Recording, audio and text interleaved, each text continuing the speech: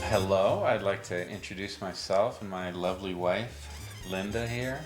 I'm Kurt Carlson. This is Linda Carlson. We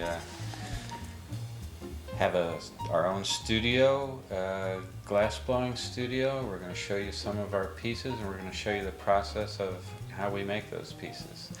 Linda and I have been together working on glass since 1992. 1992.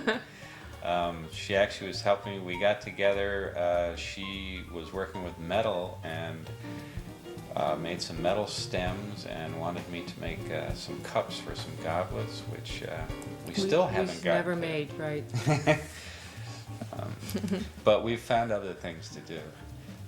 In the beginning, she was helping me. I would be blowing pieces, and she would get a cane of glass and with a torch draw figures or faces on the pieces, and then she became pregnant with our son and wouldn't come near the heat with her big belly, so I started making some heads to give her something to do, and it all went from there.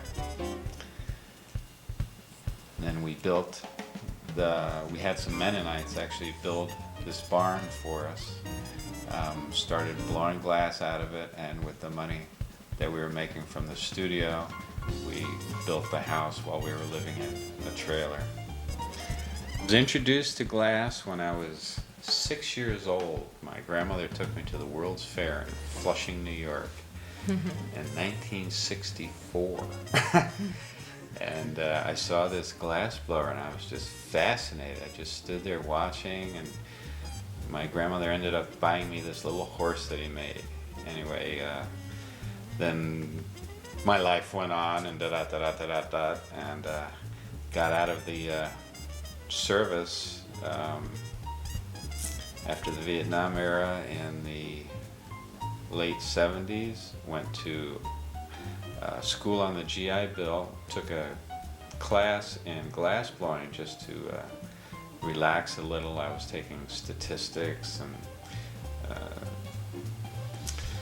very frustrating classes, and I saw that material glass again, and I just felt instantly in love with this luscious, sexy, hot, moving material that is always changing, and I was hooked. So I hope everyone enjoys this little effort that we made to educate you on the processes that we go through on making our pieces. They're quite involved, and nothing comes out of our studio that we haven't tried our absolute best on. And I think it's seen in our work. And I hope you enjoy the video, and hopefully you might enjoy one of our pieces. Now on with the video. Now we're showing the beginning of a head. I'm making this is going to be the interior design of the head. I'm making an indentation, which when I gather more glass again, that indentation will trap a bubble. And this bubble and the swirling colors will give an interior quality to the head.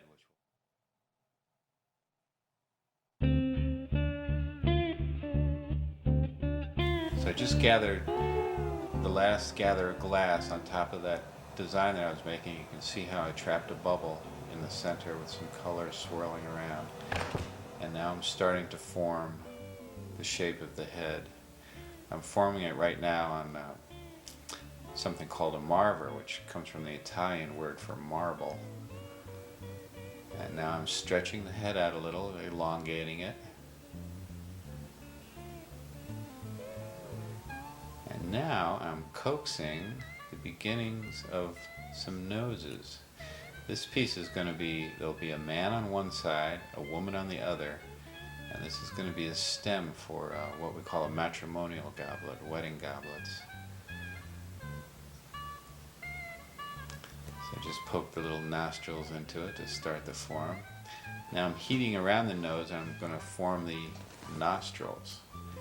Now I'm continuing, doing some more sculpting on it, fine-tuning the area around the nose and the cheeks, straightening up the noses a little bit.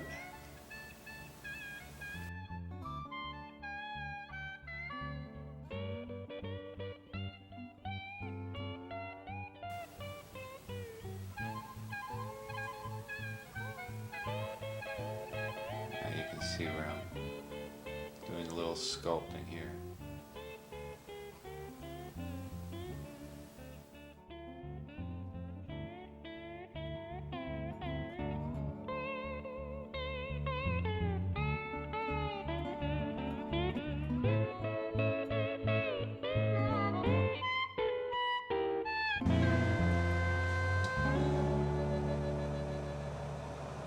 Form the eye sockets.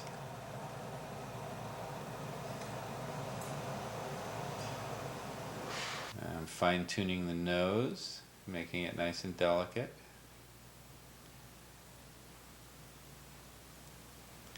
And now this is my son, my 8-year-old's favorite part, where I pick the nose. So 8-year-olds seem to be into picking their nose.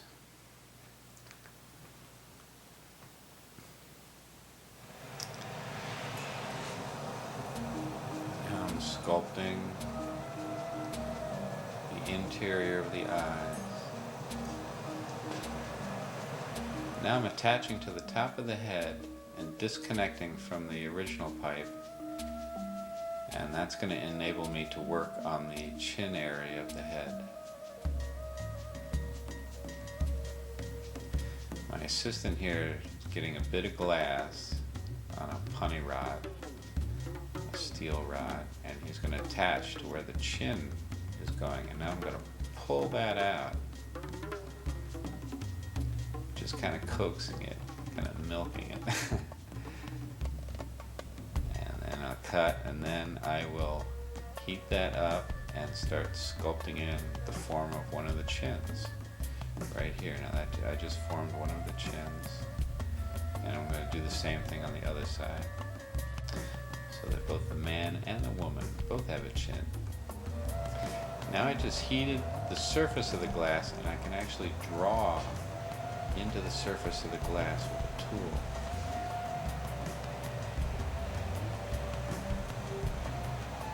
So you see two torches going there. One hot torch is for me to heat a section to draw, and the other torch is keeping the glass above 900 degrees, or else it'll crack and explode.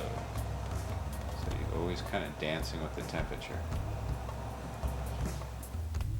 And now I'm taking a bit of glass and I'm making a mouth.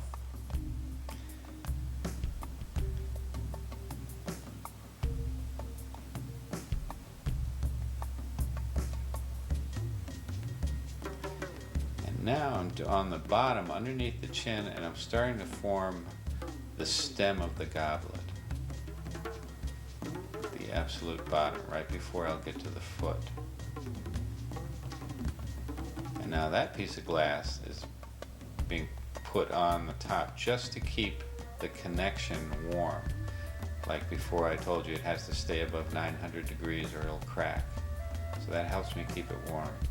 Now I'm putting some glass on some colored bits of glass called frit, and I will be picking up a colored, this will end up being the foot of the goblet,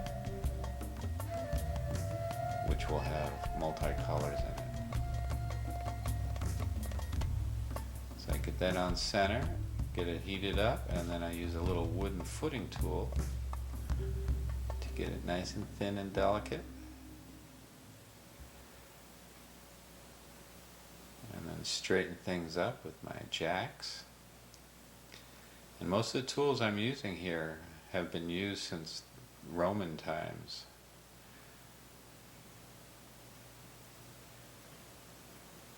Except obviously the torches.